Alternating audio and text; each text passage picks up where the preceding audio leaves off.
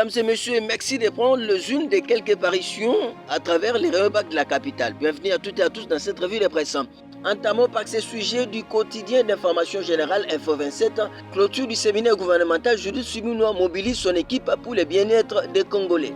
Encore notre confrère, au terme de ce séminaire de 2 jours, les membres du gouvernement de la République du Congo ont reçu un appel fort du président de la République par l'entremise de la Première ministre Judith Suminwa, les invitant à transformer les enseignements reçus en actions concrètes pour le bien-être de la nation. Je vous invite dès lors à emporter avec vous les enseignements que vous avez tirés de ces échanges et à les appliquer dans vos responsabilités quotidiennes, a déclaré avec conviction la Première ministre. Toujours dans le même chapitre gouvernemental, Constant Moutamba se fixe un cap. Le chef de l'État m'a assigné la mission de réformer la justice, nous explique les hebdomadaire d'information générale Econews. Dans un contexte où la confiance du public envers l'appareil judiciaire est mise à l'épreuve, nous dit notre confrère, le ministre d'État en charge de la justice et garde des Sceaux, Constant Moutamba, se déclare déterminé à impulser un changement radical au sein du système judiciaire congolais. Lors d'un briefing co-animé mardi avec le porte-parole du gouvernement Patrick Mouyaya Katemboué, il a affirmé que le mandat lui confié par le président de la République Félix Tshisekedi est avant tout une mission de réforme.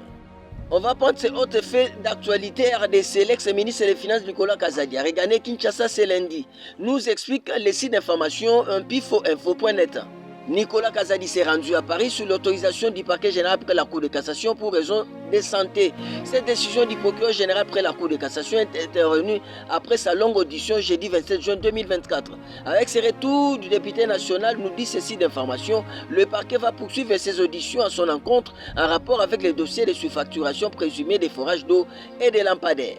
Cette affaire fait parler une fois de plus l'opposition politique. Les chefs de l'opposition officielle tonnent après les scandales autour des contrats publics à Tumbi. Sa requête contre les auteurs des surfacturations nous explique les tirs hebdomadaires panafricains qu'est l'Afrique, Africa News.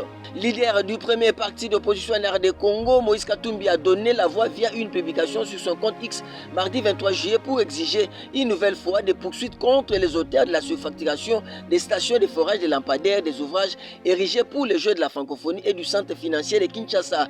Le chef de file de l'opposition institutionnelle a également requis la restitution de l'argent volé au trésor public.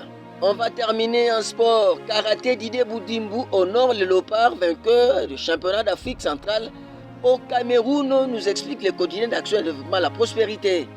À Ligue dans la page intérieure de notre confrère, satisfait du résultat, le ministre des Sports a salué la bravoure de ces athlètes qui ont valablement défendu les couleurs du pays.